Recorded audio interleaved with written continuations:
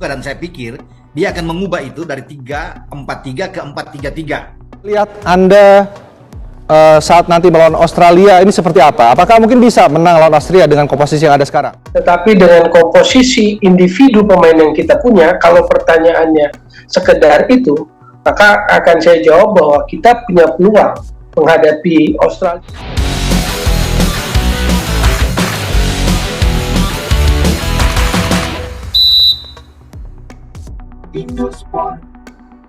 Jelang laga Indonesia lawan Australia di Sydney, Indonesia membawa misi meraih poin di kandang Sydney.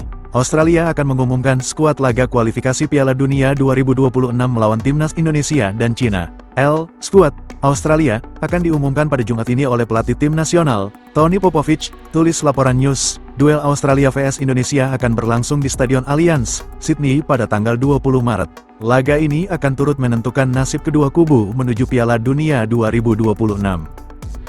Dengan tambahan amunisi kekuatan baru di timnas Indonesia, apakah akan bisa meraih hasil positif di kandang Australia? Mengingat Australia merupakan tim kuat di Asia. Berikut kita dengarkan pendapat dari Bung Ropan.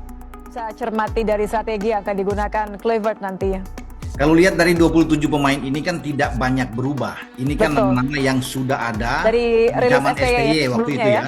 Nah, ada satu nama yang memang masih baru ya. Kalau dia diberikan kesempatan untuk debut dia melawan Australia, yaitu Septian Bagaskara dari Dewa United. Cuma itu, sementara yang selebihnya itu adalah sudah kita tahu bersamalah. Jadi memang sebenarnya kalau dilihat dari sini, Patrick Kluivert sebagai pelatih tidak mau mengambil resiko dengan banyak memasukkan pemain baru, tapi dia coba bertahan dengan apa yang sudah ada, sehingga chemistry itu masih bisa tercipta, terjaga dengan baik. Tinggal dia hanya akan meramu pola strategi dia menghadapi Australia dan termasuk dengan Bahrain. Sehingga pemain-pemain itu kan sekarang sudah dapat. Karena kalau dia ambil banyak yang baru, tentunya akan repot buat dia, akan menyatu lagi chemistry mereka sulit. Dia coba dengan apa yang ada sekarang, cuma satu debut itu Bagaskara. Nantinya itu mungkin akan bertambah dengan 3 pemain ini setelah ambil sumpah pada Senin besok.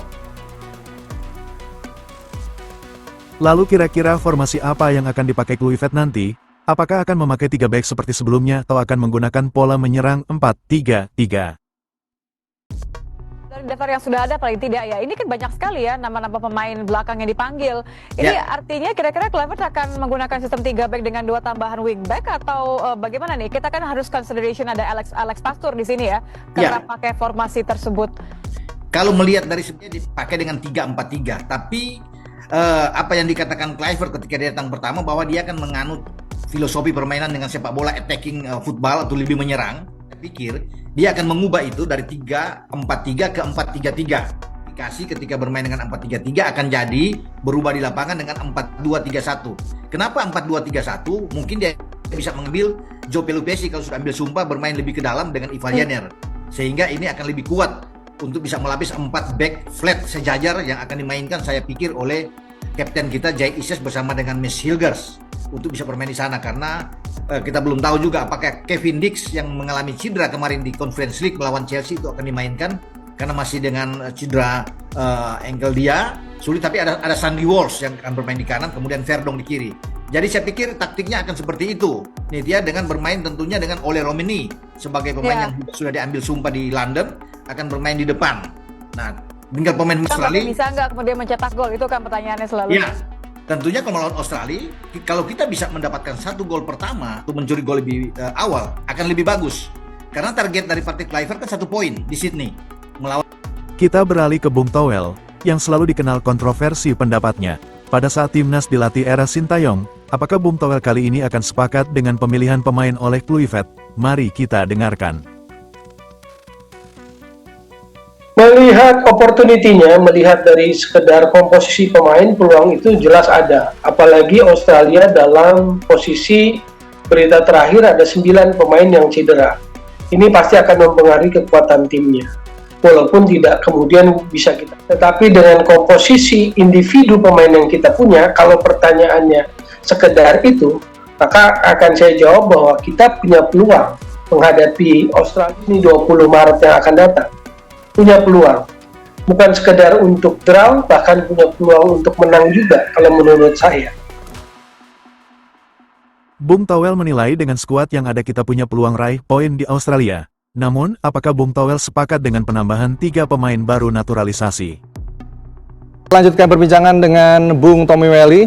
Bung Toel, selain ada posisi kiper yang cukup ketat nih dengan adanya proses naturalisasi dari pemain diaspora, Anda melihat akan seperti apa dampaknya bagi timnas kita dengan adanya tambahan 3 pemain yang baru saja disumpah WNI semalam? Bung Toel.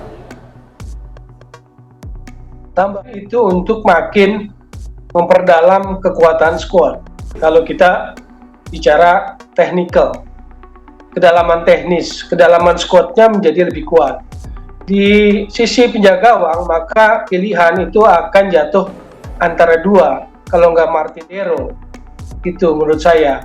Kedalaman di lini tengah masuk Joy Pelupesi, karena Jairo Redwall dalam posisi tidak mudah untuk dinaturalisasi, maka butuh gelandang bertahan di sana. Maka masuklah Joy Pelupesi kan. Lalu yang belum saya tahu adalah floating untuk Dian James, apakah dia hanya bisa ortodok sebagai bek kiri, yang artinya posisinya akan bersaing dengan Calvin Verdong, atau dia bisa bermain di posisi lain.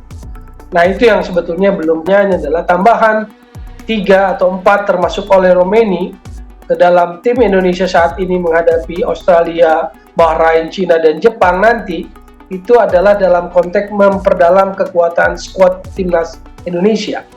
Secara teknikalnya itu. Jadi